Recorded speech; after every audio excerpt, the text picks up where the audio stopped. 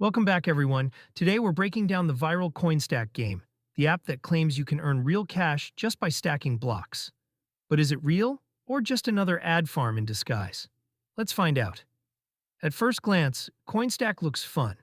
Colorful graphics, satisfying clicks, and that classic puzzle feel that keeps you hooked. The app promotes itself as a play-to-earn experience, where you collect coins and supposedly redeem them for real money.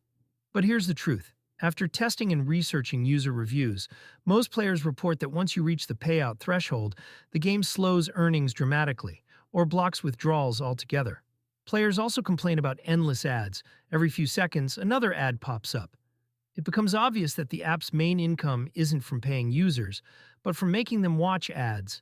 There's also zero transparency about who the developer really is, or how payments are processed.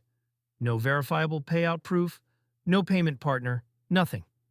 Verdict: CoinStack Game can be fun if you just want to pass the time, but if you're downloading it for money, don't bother.